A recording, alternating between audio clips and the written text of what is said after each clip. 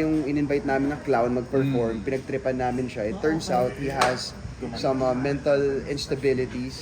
So bigla siyang pumitik and he decided to start torturing us one by one.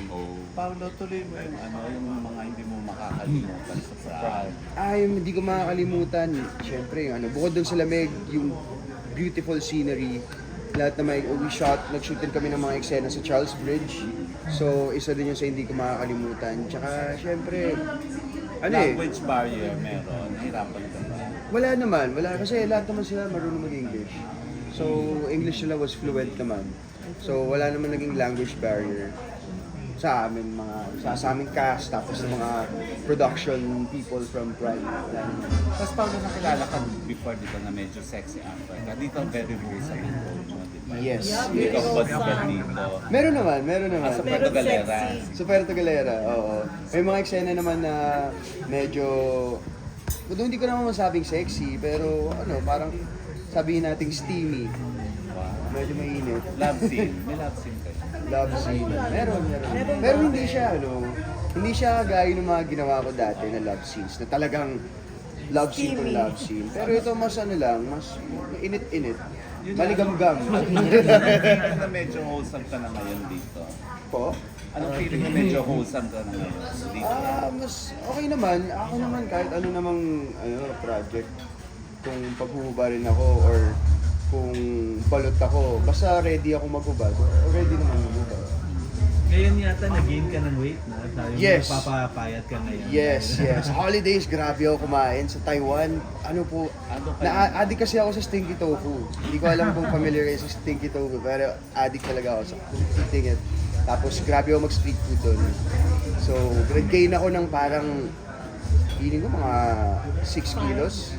7 kilos eh. Gano'n ka talaga sa Taiwan? Pasko at saka bagong taon? Yes. Dumating kami December 20 hanggang January 5 kami. Sino kasama mo? Family ko. Kasi we had to visit my lolo. Yung lolo ko kasi meron siyang colon cancer. Doon siya nakatira? Sa stepfather ko po, yun na Taiwanese. Doon siya nakatira? Yes po, sa stepfather ko po kasi na Taiwanese. Yung dad niya, yung lolo ko, yung kinalakihan kong lolo, yun, may colon cancer. So, medyo kami ngayon. Kaya we wanted to visit him. Kasi hopefully, sana humaba pa. He's undergoing chemo right now. So, nagiging okay naman yung chemo treatment sa kanya as of now.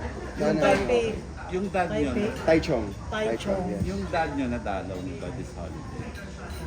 Hindi ako nakasabi sa Muntinlupa. Ako po hindi ako nakadalaw. Because prior to going to Taiwan, I was, sinushoot ko nga po yung Andoy. So right after the shoot, nagkaroon pa ako ng isang show ng 8,000 piso. Then the next day, lumipad na kami for Taiwan. So, kailan mo siya doon? May plano kang dalaw? Yes, sure this month. Yes. Pero Babawi ako. Ay, ano na lang, Paolo? May New Year's resolution ka ba? New Year's resolution, yun, ibalik yung katawan ko dati. Pero okay lang 6 naman. kilos, that's more than 10 pounds. More than 10 pounds, yes. Wala lahat ng pandesal naubos. Monay na. Monay na ngayon. Bukod doon, ano pa ang resolution? Siguro, sa mga self-improvements lang sa sarili, gano'n. Siguro matuto pa ng ibang skills. Like? Cooking. Kasi mahilig ako magluto ngayon, pero wala akong alam na Filipino food? Filipino cuisine. Hindi ako ma-Filipino. Parang kung ano lang makita ko sa ref ko na, makakita ako ground beef. Makita ako ng kung anong herbs doon. Paghalo-haluin ko lang. Pero wala akong alam na, I'm not very technical when it comes to cooking. Parang kung ano lang makita ko sa ref na parang feeling kong pwede kong paghaluin, ayun na lang yung ginagawa ko. Love life. Love life. Tagal na niyo. Oo. Masaya. 2.5 years. Planning to get married soon. I think, masyado pa akong bata. But parang naseryoso kapag love life, si Marco parang hindi. Ay, parang hindi. Di ba, tagal ba sila? May bago siyang girlfriend ngayon, di ba? Hindi ko alam. Hindi pa kami nag-uusap pa. Pero nakita naman ng mga tao sa post niya. Yeah. So bakit mas mas tumatagal ang relationship? Sekreto mo? Hindi naman ano yun, hindi naman kunwari, parang hindi naman porket nagtumigil ang isang relationship, ibig sabihin may mali. Parang sometimes people just drift apart and hindi natin kontrolado kung sino yung mag-drift apart sa kung sino mag-stay together. So kung kayo mag-stay together kayo, that means na you guys are you guys are a match. Pero if mag-drift apart kayo, Importante rin ba na non-showbiz yung girlfriend mo para mas magtagal kayo? Showbiz na siya eh. Showbiz na Artista ba? din. hindi, pinasok ko siya. Kaya nga. Pinakilala ko siya kay Kuya Tyrone. Yeah. Sa baga pa lang. Kasama niya sa mga Bago pa communal. lang. Yes. Nasa Shake, Rattle and Roll siya, yung last. Parang, pero ano siya, few scenes pa lang. Few scenes. She did, isa siya sa mga madre. Siya yung tisay na madre doon. Ay, maganda. Half Australian kasi siya. So gusto mo mag-artista din pala siya? Yes, matagal. Actually, nung bata pa lang siya, nag-ano na siya eh. Nagpo-commercials na siya. Ano pa ang mga buong movies mo in the can na hindi pa na-show? You have another action movie, di ba? With yung nag-press con tayo sa... Alin po to? Sorry. Hindi ko limutan. Wala po. Yung Andoy. In Yung the can. Andoy. In the can. Hindi pa naman palabas yun eh. Parang wala pa. Action movie. Parang wala pa po ang ginawa. Yung Baka ibang artista po yan. Police? Hindi, ikaw. Pulis ako. Or one of the policemen. Yung ano. Oh, Okay. sino yung Beyond the director? Call of Duty. Yes. Pero Galing mo. palabas na po yun. Really? Pero Sorry. narinig namin yung mga posters ng foreigners na babae. Pinasyal nyo dito sa Pilipinas. Beyond Yes. the Saan Call nyo of sila Duty. dinala? Sino-sino? Si Elena ba? O si Mara?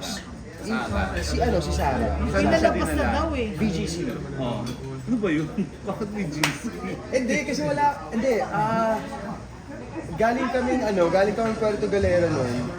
Tapos, bumalik kami dito sa Manila for nag-press ko na kami before dito, diba? So, we came here, pero one day lang kasi sila eh. One day lang sila sa Manila, then the next day, we had to go back to Tagaytay again to shoot the remaining scenes. So, we had one night to go out. So, pinaka naisip ko, dalhin ko na lang sila sa BGC. Saan kayo nagpunta sa BGC? Dinala ko sila sa back bar. Back bar or bank bar? Sa may Parang siya, ano siya? 7-Eleven. 7-Eleven. Sarado na yun. Oo, pero nung time na yun, bukas pa siya. So, na-enjoy naman niya. Na-enjoy niya Yung naman. Puerto Galera, na-enjoy din ba niya? Oo, sobra. Kasi syempre, ibang-iba yung scenery sa Prague compared sa Puerto Galera eh. Lalo na sa Puerto, grabe yung mga grabe yung mga dagat natin.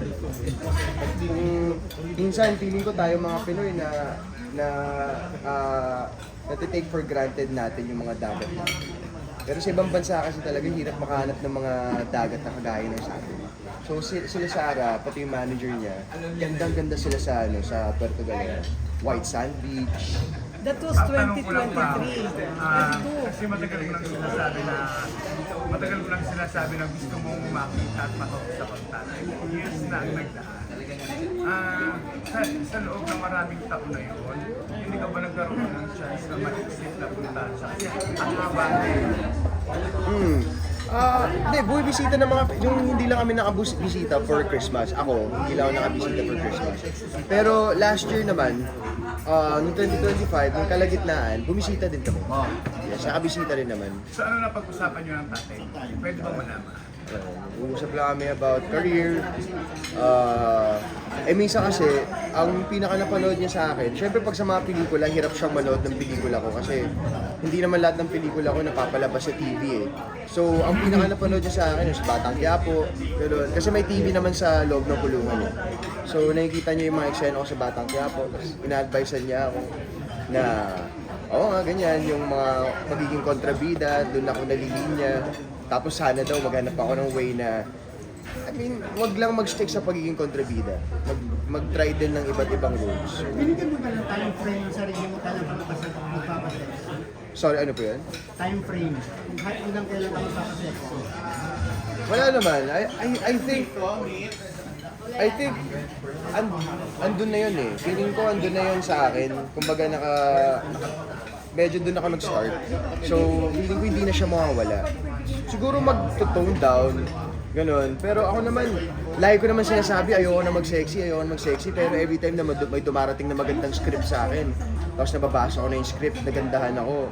Nakakalimutan ko na yung sa sexy part eh. Ang naiisip ko na lang, maganda yung kwento, maganda yung character, gawin ko to. Ano sa yung tone down? Tone down. Siguro, May brief ng konti. Wala nang bat exposure. Grabe yung sa bawal. okay lang naman yung butt exposure sa akin. Sa baboyan. Frontal. Frontal, Kaya. ayoko na. Hindi ko alam. Pero, Nagawa mo na eh. Nagawa ko na eh. Parang feeling ko one is okay. One time is okay. Parang for the second time, parang feeling ko okay na yun. Nakita na ng tao eh.